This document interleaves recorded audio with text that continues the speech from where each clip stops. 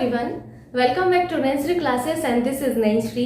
आज के इस वीडियो में हम पढ़ने वाले हैं प्रॉफिट एंड लॉस को, यानी कि लाभ और हानि को।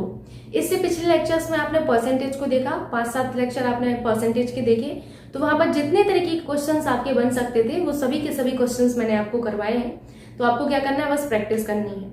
जैसे ही हम परसेंटेज कवर करते हैं तो हमें नेक्स्ट टॉपिक पढ़ना होता है प्रॉफिट एंड लॉस। मैक्सिमम का भी यही जवाब आएगा कमेंट में कि मैम ये तो हमारे यूपी ट्रिपल एससी पेट एग्जाम के सिलेबस में मेंशन नहीं किया गया है। अगर आप तैयारी कर रहे होंगे पहले से तो आपको पता होगा कि प्रॉफिट एंड लॉस के बिना हमारा पेपर बनता ही नहीं है। अंकगणित अगर आनी है तो प्रॉफिट एंड लॉस तो आपसे पूछा ही जाएगा। एंड प्रॉफिट एंड लॉस का जो कॉन्सेप्ट है वो आपको आगे भी कई जगह हेल्प करेगा। सबसे पहले परसेंटेज का कॉन्सेप्ट यहाँ पर आपका काम आएगा, फिर इसी प्रॉफिट एंड लॉस का जो कॉन्सेप्ट है वो आपका बहुत काम आएगा आगे। आप ग्राफ एवं तालिका में भी तो पढ़ते हैं कि किस तरीके से आपको वहां पर लाभ पूछा जाता है, किस तरीके से हानि पूछी जाती है, तो वो भी परसेंटेज का ही कॉन्सेप्ट होता है। परसेंट में लाभ बताइए, परसेंट में हानि बताइए, तो ये सारे कॉन्सेप्ट आपको सीखने होंगे। आइए देखते हैं। जब भी हम प्रॉफिट एंड लॉस पढ़ते हैं तो हमें 2 टर्म सीखने होते हैं। कौन कौन सा? एक तो हमें टर्म सीखना है क्रय मूल्य क्या होता है, दूसरा हमें टर्म सीखना है विक्रय मूल्य क्या होता है। फिर हम सीखेंगे कि हमें लाभ कब होगा। अभी परसेंटेज भूल जाइए कि लाभ प्रतिशत क्या होगा, हानि प्रतिशत क्या होगा। अभी आपको सिर्फ ये सीखना है कि हमें लाभ कब होगा, लाभ की स्थिति कब बनती है हमारी, हानि की स्थिति हमारी कब बनती है। मैं यहाँ पर आपको एक भी फॉर्मूला नहीं सिखाऊंगी और ना ही मुझे आता है फॉर्मूला कि मैं आपको सिखा पाऊं। मैं सारे के सारे क्वेश्चंस आपको पूरे प्रॉफिट एंड लॉस में विदाउट फॉर्मूला सिखाऊंगी। जिस तरीके से परसेंटेज आपको बिना फॉर्मूले के सिखाया गया है, ऐसे ही आपको प्रॉफिट एंड लॉस सिखाया जाएगा। आगे भी सारे चैप्टर्स आपको बिना फॉर्मूले के ही सिखाए जाएंगे। ठीक, तो बस आपको कॉन्सेप्ट ध्यान में रखना है, बाकी चीजें आपको क्या करना है, प्रैक्टिस करना है। आइए देखते हैं। सबसे पहले जो 2 टर्म आपसे मैं बोल रही हूँ, एक तो होता है आपका सीपी यानी कि कॉस्ट प्राइस, जिसे आप हिंदी में क्या कहते हैं, क्रय मूल्य कहते हैं। ठीक, एक होता है आपका एसपी यानी कि सेलिंग प्राइस, जो होता है आपका विक्रय मूल्य। क्रय मूल्य क्या होता है? क्रय मूल्य होता है जिस मूल्य पर हम किसी वस्तु को खरीदते हैं, तो वो क्रय मूल्य होता है। ठीक, विक्रय मूल्य क्या होता है? जिस दाम पर हम किसी वस्तु को बेचते हैं। क्या करते हैं? बेचते हैं। सेलिंग प्राइस का मतलब है बेचने वाला प्राइस। मान के चलिए कि ये जो वस्तु है इसको मैंने 10 रुपए में खरीदा। कितने रुपए में खरीदा? 10 रुपए में। और इसको मैंने 20 रुपए में बेच दिया, तो सेलिंग प्राइस क्या हो जाएगा? 20 रुपए। और खरीदने वाला प्राइस क्या हो जाएगा? क्रय मूल्य हो जाएगा, 10 रुपए हो जाएगा।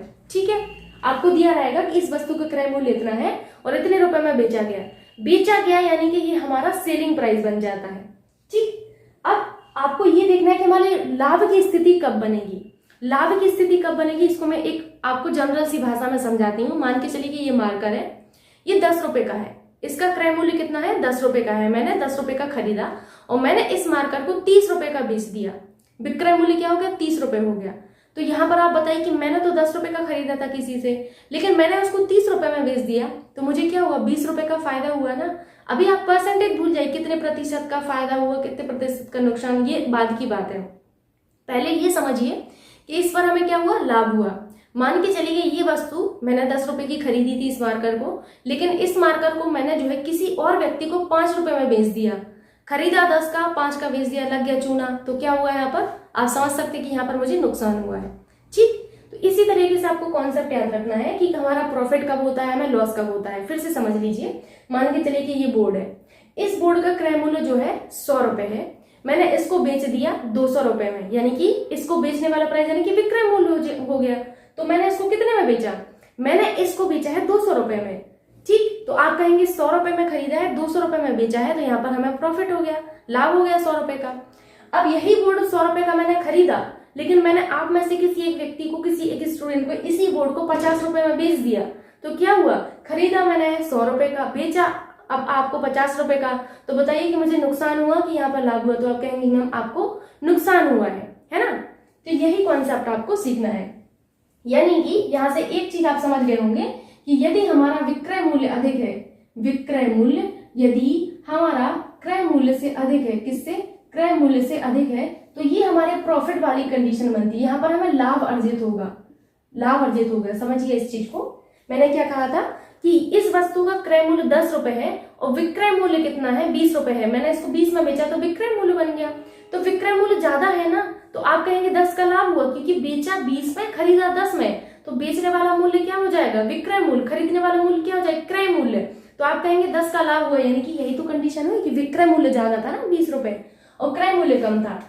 अब हमें हानि कब होगी, हानि इसका जस्ट आप ऐसे कर सकते हैं कि अगर हमारा विक्रय मूल्य, क्या, विक्रय मूल्य कम है हमारा किससे, क्रय मूल्य से, तो ये हमारी हानि की कंडीशन बन जाती है, यहां पर हमें हानि होती है। ठीक, जिसे आप साधारण भाषा में कहते हैं चूना लग गया। ठीक, तो ये हानि की स्थिति होती है। तो आपको ये समझ आ गया होगा अभी कि लाभ की कंडीशन हमारी कब बनती है और हानि की कंडीशन हमारी कब बनती है। अब आपको कॉन्सेप्ट यहां पर सीखना है। ठीक, जैसे ये क्वेश्चन दिया गया है आपको। अब क्वेश्चन में आपसे कहा गया है कि किसी वस्तु का क्रय मूल्य 3000 रुपए है और उस वस्तु पर हमें 20% की हानि हुई उसको बेचने पर, तो वस्तु का विक्रय मूल्य आप बताइए। बहुत सिंपल सा क्वेश्चन है, आप इस पर फॉर्मूला लगाएंगे, फिर उसको कैलकुलेट करेंगे, निकालेंगे। तो फॉर्मूला आपको नहीं करना है, यहाँ पर फॉर्मूला के बिना आपको सारी चीजें सीखना है। यहाँ पर देखिए, क्रय मूल्य का मतलब क्या होगा, सीपी यानी कि कॉस्ट प्राइस। अगर मैं इस तरीके से लिख दूं तो कोई प्रॉब्लम तो नहीं है, सीपी यानी कि क्रय मूल्य। कई लोग तो इसी में कंफ्यूज रहते हैं, तो इस तरीके से मैं लिख देती हूँ। क्रय मूल्य आपको दिया गया है 3000 रुपए दिया गया है, लॉस आपको दिया गया है कितना, 20% की आपको हानि हुई। ठीक, आपसे सेलिंग प्राइस पूछा गया है, विक्रय मूल्य आपसे जो है पूछा गया है, क्वेश्चन मार्क कर दीजिए। 20% का मतलब क्या होता है, 20/100, ये तो आपको पता है, 20 पंचे 100, ये हो गया आपका। ये लॉस जो है आपका 20% का मतलब है 1/5 का। अब यहां से आपका जो है खेल शुरू होता है, जहां से आपको सारी चीजें सीखनी है। अब यहां से आप अपनी जो दृष्टि है, आपका जो ध्यान इधर उधर भटक रहा हो अभी, तो उसको एक जगह लगाइए अपने फोन की स्क्रीन पर। जैसे कुछ रील्स वगैरह देखते हैं उस तरीके से ध्यान लगाते हैं ना, इस तरीके से, अच्छा ऐसे, अच्छा, तो ऐसे ही अभी आपको ध्यान लगाना है यहाँ पर। ठीक, जैसे यहाँ पर आपको लॉस का दिया गया है कि 20% है, यानी कि 1/5 आपने इसको देख लिया। यहाँ पर ये जो 5 है ये आपका कॉस्ट प्राइस होता है, और ये जो 1 है ये हमारा नुकसान होता है। इन केस यहाँ पर हमें प्रॉफिट होता 20 का, तो ये हमारा 1 जो है प्रॉफिट हो जाता। वो सीखेंगे अभी धीरे धीरे आप, इस पे आपको बिल्कुल भी टेंशन नहीं लेना है। ठीक है, मैं अभी आपको सिखा दूंगी इसको। यानी कि यहाँ पर 1 जो है ये हमारा डिनोट करता है हमारे लॉस को, और ये जो नीचे वाली चीज है ये हमारे कॉस्ट प्राइस को डिनोट करती है। तो आप कहेंगे कि मैम हमारा कॉस्ट प्राइस यहाँ पर 5 दिया गया है, यानी कि कॉस्ट प्राइस, अब मैं थोड़ा सा हिंदी में बोलूंगी क्योंकि थोड़ा सा कंफ्यूजन हो जाता है हम लोगों को। कॉस्ट प्राइस यानी कि क्रय मूल्य हमें 5 रुपए दिया गया है, हमें नुकसान 1 का हुआ, 1 का नुकसान हुआ, तो आप बताइए कि हमारा यहाँ पर जो विक्रय मूल्य क्या होगा। तो आप कहेंगे कि मैम यदि कोई वस्तु है उसका क्रय मूल्य जो है हमारा 5 है और इस पर हमें 1 का नुकसान हुआ है, तो हमने कितने में बेचा होगा, तो जाहिर सी बात है हमने इसको 4 में बेचा होगा। समझिए इस चीज को, ये जो है मार्कर है, इसका क्रय मूल्य 5 रुपए है। मैंने कहा कि मुझे 1 रुपए की हानि हुई इस पर, जब मैंने बेचा इसको तो 1 की हानि हुई, तो जाहिर सी बात है कि मैंने 5 से कम में बेचा होगा, तभी तो मुझे हानि हुई है ना। तो हानि हुई है इसका मतलब है कि हमने सेलिंग प्राइस कितना रखा होगा, 4 रखा होगा। तो आप इसको किस तरीके से करेंगे, 5 - 1 यानी कि 4 आ गया। ठीक, अभी समझ नहीं आ रहा, एक बार मैं और इसको समझा देती हूँ। यही कॉन्सेप्ट पूरे आपके प्रॉफिट एंड लॉस में चलना है, इसलिए इसको आपको समझना अति आवश्यक है। ठीक, मैंने क्या कहा, 20% हानि का मतलब है 1/5। ये 5 हमारा डिनोट करता है हमारे कॉस्ट प्राइस यानी कि हमारे क्रय मूल्य को, और ऊपर वाली जो वैल्यू है वो हमारे प्रॉफिट या लॉस को दिखाती है। क्योंकि यहाँ पर लॉस दिया गया है, हमें प्रॉफिट नहीं हुआ है, यहाँ पर हमें लॉस हुआ है, तो आप कहेंगे कि लॉस हमारा 1 है। लॉस हमें कितना दिया है, 1 है। सीपी यानी कि कॉस्ट प्राइस यानी कि क्रय मूल्य हमारा 5 है, लॉस हमें कितने का हुआ है, हमें 1 का हुआ है। ठीक, परसेंटेज को मैंने इस तरीके से लिख लिया है क्योंकि परसेंटेज में थोड़ी सी प्रॉब्लम होती है आप लोगों को। तो आप कहेंगे कि मैम सेलिंग प्राइस अगर हमें निकालना होगा ना, तो हम कॉस्ट प्राइस में से 1 घटा देंगे यानी कि लॉस घटा देंगे, तो ये हमारा 4 आ गया। लेकिन क्वेश्चन तो हमसे कह रहा है कि हमारा जो क्रय मूल्य है, क्रय मूल्य कितना है, हमारा 3000 रुपए है। तो आप कहेंगे कि मैम अगर हम इस कॉस्ट प्राइस को 5 को बराबर कर दें, इस 5 को अगर हम 3000 के बराबर कर दें, तो हमें यहाँ पर 1 की वैल्यू मिल जाएगी, 5 छक्का 30, 0 0। एक बार मैं पूरा सॉल्व करके दिखा देती हूँ, इस तरीके से डिवाइडेड बाई 5 क्या हो जाएगा, 5 छक्का 30 हो जाएगा। 2 जीरो आपके ऑलरेडी हैं, लेकिन आपको बताना है इस 4 की वैल्यू, क्योंकि सेलिंग प्राइस हमारा क्या आया है, 4 आया है, तो इस 4 की वैल्यू क्या होगी, ये आपके रुपए में है। हमें 4 नहीं बताना, ये यूनिट में है, हमें बताना है रुपए में मूल्य। कभी भी आप दुकान में जाते हैं तो वो रुपए बताता है ना, ये 10 रुपए का है, ये 20 रुपए का है, वो ये नहीं कहता होगा ये 2 यूनिट का है, 1 यूनिट का है, कभी नहीं कहता होगा। वो ये कहता है व्यक्ति जो आपका दुकानदार होता है कि 10 रुपए की वस्तु है मैम, ठीक। तो इस तरीके से आप करेंगे कि जब हमें इसको पैसों में कैलकुलेट करना है सेलिंग प्राइस को, तो हम क्या करेंगे, 4 गुणा 600 यानी कि 6 चौका 24, यानी कि 2400 रुपए हमारा यहाँ पर सेलिंग प्राइस आ गया। अभी आपको नहीं समझ आया होगा तो मैं एक बार और आपको बता देती हूँ, यहाँ तक आपको सभी को समझ आया होगा कि ये कैसे किया था। ये तो मैं आपको एक बार मतलब 2 बार बता चुकी हूँ, तो इतनी चीज आपको समझ आ गई होगी। सेलिंग प्राइस हमारा 4 आ गया, ठीक।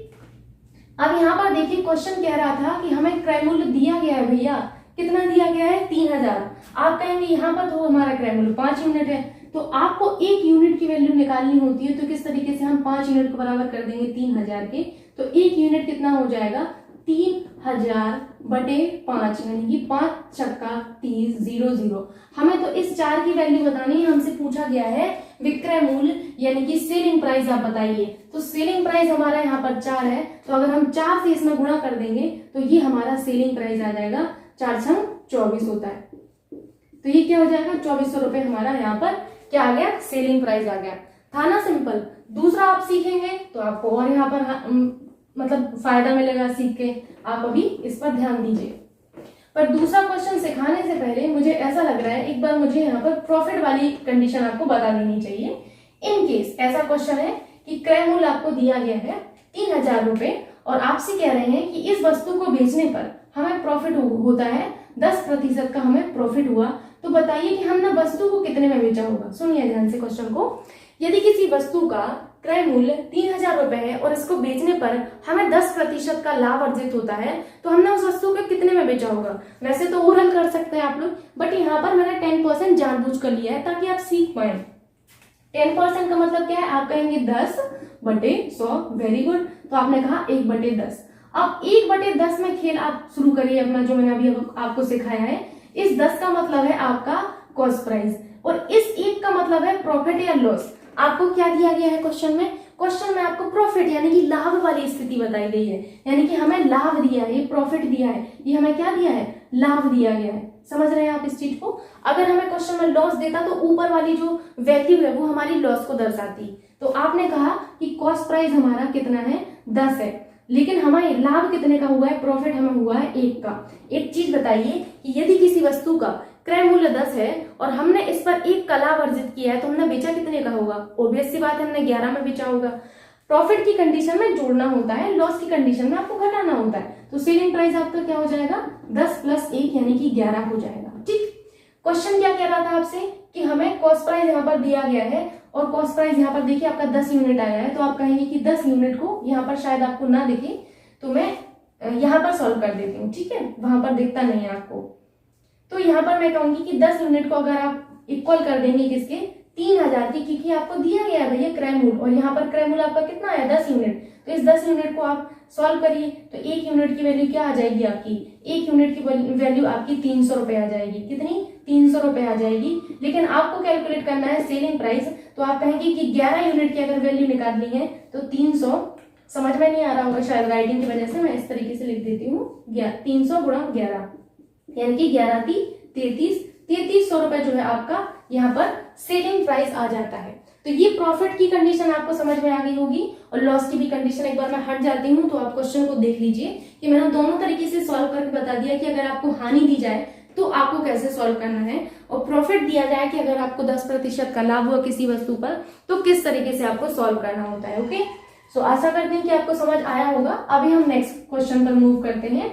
आपको आसानी से समझ आ जाएगा, कोई बड़ी बात नहीं है, सब आसान है, बस आपको मन में बिठाना है कि सब आसान है। देखिए इस क्वेश्चन को देखिए, कह रहे हैं कि क्रय मूल्य यानी कि सीपी कॉस्ट प्राइस हमें 100 रुपए दिया गया है, हमें लॉस कितने का हुआ है, हमें 10% का यहाँ पर नुकसान हुआ है। सेलिंग प्राइस यानी कि विक्रय मूल्य हमसे पूछा गया है। मैंने क्या सिखाया आपको, मैंने सिखाया है कि आपके 10% का मतलब है 10/100, 1/10। इस 10 में 1/10 में आपका 10 क्या है, कॉस्ट प्राइस है, और एक आपका क्या होता है, ऊपर वाली वैल्यू हमारे प्रॉफिट या लॉस को दर्शाती है। लेकिन यहाँ पर हमें लॉस दिखाया गया है, तो हम कहेंगे कि हमें 1 का नुकसान हुआ है, लॉस हुआ है, तो आप कहेंगे CP = 10। तो हमारा यहाँ पर लॉस हमें 1 का हुआ है, तो सेलिंग प्राइस हमारा क्या होगा, 10 - 1। जाहिर सी बात है कि यहाँ पर हमने कोई भी वस्तु है, इसका क्रय मूल्य 10 था और उसको मैंने 1 की हानि पर बेचा, यानी कि मैंने कम में बेचा होगा। कॉन्सेप्ट को ये सोचना है आपको दिमाग में कि अगर मुझे नुकसान हुआ है तो जाहिर सी बात है कि मैंने यहाँ पर वस्तु को कम दाम में बेचा होगा, है ना। ठीक है, इतना आपको समझ में आ गया। इस तरीके से आपको देखना है। तो ये आपका 9 हो जाएगा। कितना हो जाएगा, सेलिंग प्राइस आपका 9 हो जाएगा। आपने कहा कि यहाँ पर 10 यूनिट आया है, यहाँ पर 100 है, तो आप कहेंगे कि मैम 10 यूनिट को बराबर कर दीजिए, किसके, 100 के बराबर कर दीजिए, यानी कि 1 यूनिट हमारा कितना हो जाएगा, 10/100 हो जाएगा। क्या हो जाएगा, 10/100 हो जाएगा। ठीक, तो आप कहेंगे कि 1 यूनिट हमारा क्या आ जाएगा, 10 रुपए के बराबर आ जाएगा। हमें निकालना है सेलिंग प्राइस, तो सेलिंग प्राइस हमारा 9 यूनिट है, यानी कि 9 × 10 रुपए, यानी कि 90 रुपए हमारा यहाँ पर क्या आ जाएगा, 90 रुपए हमारा सेलिंग प्राइस आ जाएगा। ओवरऑल आप कैलकुलेशन कर सकते थे कि आपका 100 का 10% क्या होगा, 90, 10 की हानि हुई यानी कि 10 कम में बेचा होगा, यानी कि 90, 100 - 10 यानी कि 90। ठीक, इस तरीके से आपका सॉल्व किया जाता है। अब जो नेक्स्ट क्वेश्चन है उसको आपको ध्यान से देखना है, ये महत्वपूर्ण क्वेश्चन है, इसको मैं हटा दूं अभी। अगर आपको कहीं पर भी प्रॉब्लम होती है तो वीडियो को पॉज कीजिएगा, फिर से देखिएगा, तो चीजें आपको क्लियर होंगी। अब क्वेश्चन देखिए, रेडियो को 445 रुपए में बेचने पर एक सही 1/9% की हानि होती है, तो रेडियो का क्रय मूल्य आपको बताना है। क्या कह रहे हैं, रेडियो को इतने रुपए में बेचने पर यानी कि ये हमें सेलिंग प्राइस दिया गया है। अगर वो कहते खरीदने पर तो इसका मतलब क्या होता, ये हमें कॉस्ट प्राइस दिया होता। बेचने पर का मतलब है हमें सेलिंग प्राइस दिया गया है 445 रुपए। कितना दिया है, 445 रुपए। हानि कितने की हुई है, हानि का प्रतिशत, लॉस परसेंट आपको दिया गया है 1 सही 1/9%। ठीक, तो मैंने आपको क्या सिखाया था, जब कभी भी इस तरीके से वैल्यू हो तो पहले हमें इसको सॉल्व करना होता है। 1 सही 1/9 का मतलब क्या होता है, 9 एकम 9 और 1 10/9, इस तरीके से होगा आपका, है ना। सिखाया था ना आपको इस तरीके से मैंने, 9 × 1, इससे मल्टीप्लाई और ये जोड़ देते हैं, +1 नीचे 9 ही रहता है, तो यहाँ पर क्या हो जाएगा, 10/9। ठीक, अभी तक तो आपने सिर्फ इतने को सॉल्व किया है, 1 सही 1/9 को, जिसकी वैल्यू क्या आ गई आपकी 10/9 आ गई, है ना। अभी परसेंट को मत भूल जाइएगा, इस परसेंट को भी सॉल्व करना है, यानी कि हमें अगर इसको सॉल्व करना है तो 10/9 गुणा नीचे ×100 करना होगा। 10 10 100 यानी कि 1/90। अब इस लॉस को आपने कैलकुलेट किया तो 1/90 आया हमारा। वैसे तो परसेंट में इतना था, लेकिन हमने जब इसको कैलकुलेट किया तो हमारा 1/90 बना। तो आप कहेंगे कि इस 1/90 में ये जो 90 है ये तो हमारा मैम कॉस्ट प्राइस को डिनोट करेगा। CP आपका नीचे ही होगा, इस चीज को आपको ध्यान रखना है, उबड़ खाबड़ मत कर देना। लॉस भी हो चाहे प्रॉफिट हो, नीचे हमारा कॉस्ट प्राइस ही रहेगा। ठीक, फिर आप कहेंगे कि यहाँ पर 1 का हमें नुकसान हुआ है। क्यों हुआ है, क्योंकि यहाँ पर लॉस हुआ है, तो आप कहेंगे 1 का नुकसान हुआ। तो यहाँ पर आप लिख लीजिए क्लियर CP = 90 और हमें लॉस दिया गया है 1 का, तो हमारा सेलिंग प्राइस क्या होगा, जाहिर सी बात है 90 - 1 होगा, यानी कि 89 होगा। क्या होगा, 89 होगा। क्वेश्चन तो कह रहा था कि हमें सेलिंग प्राइस 445 रुपीज दिया गया है और यहाँ पर आपका आया है 89 यूनिट। तो आप क्या करेंगे कि 89 यूनिट को बराबर कर देंगे 445 रुपए के, और 1 यूनिट की वैल्यू रुपए में कैलकुलेट कर लीजिए, और फिर हम क्या करेंगे, हम कॉस्ट प्राइस निकाल लेंगे, क्योंकि हमें 90 यूनिट दिया गया है। ठीक, समझ में आया आप लोगों को। मैंने क्या किया है, सबसे पहले इसको मैंने इस तरीके से कैलकुलेट किया, तो नीचे आपका कॉस्ट प्राइस होता है, ऊपर वाली वैल्यू जो होती है वो हमें लॉस या प्रॉफिट को दर्शाएगी। चूंकि क्वेश्चन में लॉस था तो ये नुकसान ही हुआ हमें, तो हमने कहा कि कॉस्ट हमारी प्राइस दी है 90 यूनिट, लॉस 1 का हुआ, सेलिंग प्राइस हमारा क्या होगा, 90 - 1 89 होगा। हमें सेलिंग प्राइस दिया गया है, जबकि क्वेश्चन में इतना आ रहा है, तो आप दोनों को बराबर कर दीजिए। तो 1 यूनिट की वैल्यू क्या होगी आपकी 445/89। इसको सॉल्व करिए, 89 × 5, 5 9 45 की 5 हासिल का कितना आएगा 4 आएगा, 5 अट्ठे 40 और 4 कितना होगा 44। ये तो आपका सीधा सीधा ही कट गया, 5 बार कट गया। तो 1 यूनिट की वैल्यू आपकी कितनी आई, 1 यूनिट की वैल्यू हमारी 5 रुपए आ गई, यानी कि 1 यूनिट हमारा बनाता है 5 रुपए। हमें निकालना है कॉस्ट प्राइस। देखिए आपको दिया गया है क्रय मूल्य, क्वेश्चन को पढ़िए। क्रय मूल्य का मतलब क्या होता है, सीपी, यानी कि कॉस्ट प्राइस आपको निकालना है। ध्यान से देख लीजिए एक बार, क्वेश्चन को मैं हटी जाती हूँ तो आपको दिख जाएगा। कॉस्ट प्राइस निकालना था, कॉस्ट प्राइस हमारा कितना था 90 यूनिट। 1 यूनिट हमारा 5 के बराबर है, तो 90 यूनिट कितने के बराबर होगा, तो आप कहेंगे कि 90 गुणा 5। वेरी गुड, अब तो आप सीख गए हैं। 90 गुणा 5 रुपए, तो ये क्या होगा 9 पन्ना 45, 45 इतना रुपए आपका ये बना। 450 रुपए इस वस्तु का क्या आ जाएगा, कॉस्ट प्राइस आ जाएगा। समझ आया आप लोगों को? अभी एक बार देख लीजिए फिर से। जो नेक्स्ट क्वेश्चन है ये वाला, ये हल्का सा डिफरेंट टाइप का है, लेकिन ऐसा क्वेश्चन भी आपसे पूछा जाता है, इसीलिए मैंने इंक्लूड किया है। और अभी मैं इसको हटा देती हूँ, आपको समझ में आ गया होगा। बहुत सिंपल सा क्वेश्चन था, कॉन्सेप्ट एकदम सिंपल था, कोई बड़ी बात थी नहीं। एक बात बताइए, अभी मैथ आसान लग रही है आप लोगों को कि नहीं लग रही, कि अभी भी लग रहा है कि सब ऊपर से जा रहा है? छोटी छोटी सी चीजें हैं, आपको प्रैक्टिस करनी है। जो मेथड, जो कॉन्सेप्ट आपको सिखाया जा रहा है, उसी कॉन्सेप्ट पर बिल्कुल चिपके रहना है, ठीक है। ये नहीं कि आज ये कॉन्सेप्ट सीखा, कल हम फिर से फॉर्मूले पर आ गए, तो इस तरीके से नहीं होगा। क्योंकि हम ट्रेडिशनल मेथड को वर्षों से करते आ रहे हैं, तो थोड़ा टाइम लगता है हमें इस तरीके का मेथड को अपनाने में, क्योंकि हम हमेशा से वही कॉन्सेप्ट जो सीखते आ रहे हैं फॉर्मूले वाला, वो दिमाग में रहता है कहीं ना कहीं। बट उस ट्रेडिशनल मेथड से आपको हटना होगा। ये कॉम्पिटिटिव एग्जाम है, स्कूल या कॉलेज अब नहीं रहा आपका। क्वेश्चन को देखिए, दुकानदार सेलिंग प्राइस के 20% की हानि पर किसी वस्तु को बेचता है, तो वास्तविक हानि प्रतिशत ज्ञात कीजिए। ये क्वेश्चन आपसे पूछा जाता है, ऐसा क्वेश्चन जिसको आपको देखना है। अगर आपको ये नहीं आएगा तो नेक्स्ट जो आपका वीडियो होगा, मैं इस तरीके के क्वेश्चंस और लेके आऊंगी, तो आपको समझ आएगा।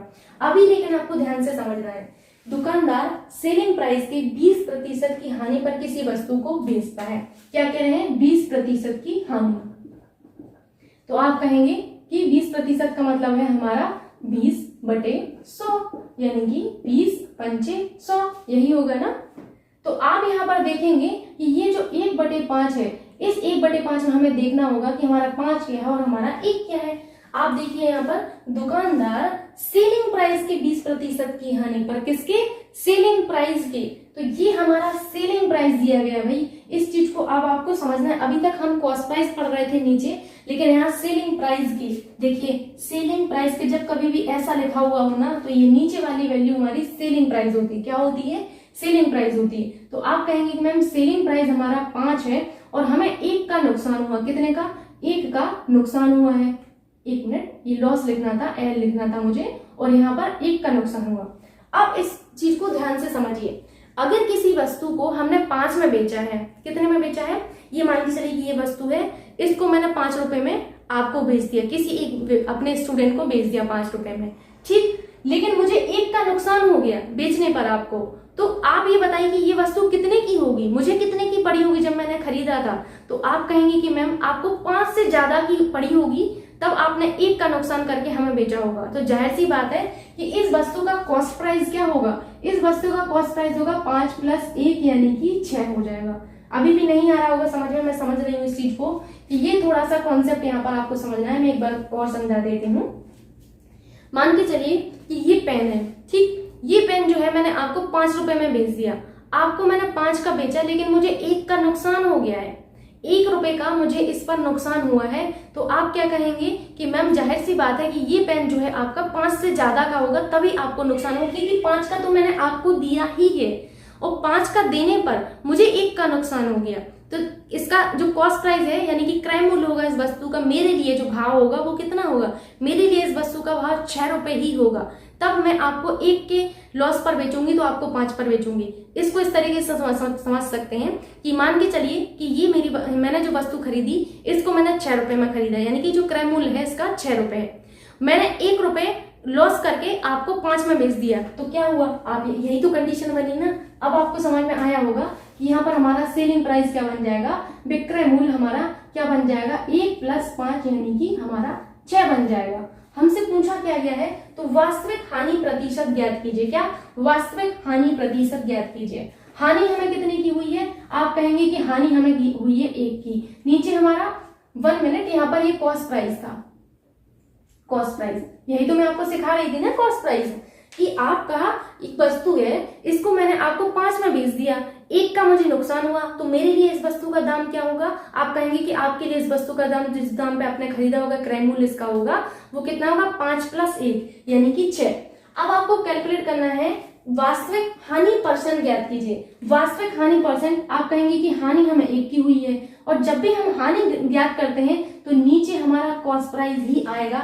ये आपको यहाँ पर सीखना होगा कि नीचे हमारा हमेशा कॉस्ट प्राइस ही होता है, क्योंकि परसेंट में हमें ज्ञात करना है तो प्रतिशत हम के लिए हम 100 से मल्टीप्लाई कर देंगे। 1 कॉस्ट प्राइस कितना है, 6 × 100। इसको सॉल्व कर लीजिए, 100/6 यानी कि 6 एकम 6, यहाँ पर क्या बचा, 4 बचा, 4 ही बचा ना, 6 36 हो जाएगा, दशमलव लगाया 36 यानी कि फिर से 4 बचा, 6 36 यानी कि 16.6% आपका यहाँ पर क्या आ जाएगा, वास्तविक हानि प्रतिशत आ जाएगा।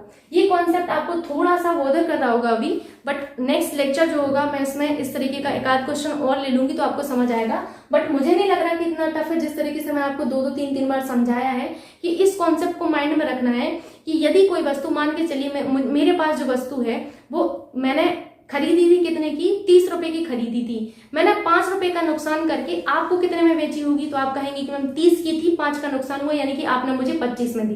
कितने जल्दी आपने जवाब दे दिया, यही तो है आपका कॉन्सेप्ट। ठीक, अगर मैं कहूं कि ये वस्तु है मेरे पास, इस वस्तु को मैंने खरीदा, मेरे पास जो वस्तु है उसको मैंने कितने में खरीदा, 30 रुपए का खरीदा, मैंने इस पर 5 रुपए का लाभ लिया, तो मैंने आपको कितने में बेची होगी, जाहिर सी बात है 30 + 5 यानी कि 35 में बेची होगी। ये आपको समझना है। ठीक, आई होप इतनी चीजें आपको समझ में आई होंगी। एक बार आप देख लीजिएगा, मैं हट जाती हूँ तो आप सारी की सारी चीजों को एक बार देख रहे अच्छे से, कोई भी प्रॉब्लम आपको होनी नहीं चाहिए। अभी आपको काफी सारे लेक्चर्स दिए जाएंगे प्रॉफिट एंड लॉस के, तो आपकी सारी चीजें क्लियर हो जाएंगी। एंड आशा करती हूँ कि आपको ये वीडियो भी अच्छा लगा होगा। प्लीज आपसे रिक्वेस्ट है कि आप लोग वीडियो को शेयर कर दिया करिए, बाकी लाइक कर दिया करिए। थैंक यू सो मच, मिलते हैं नेक्स्ट वीडियो में, तब तक के लिए बाय बाय, टेक केयर।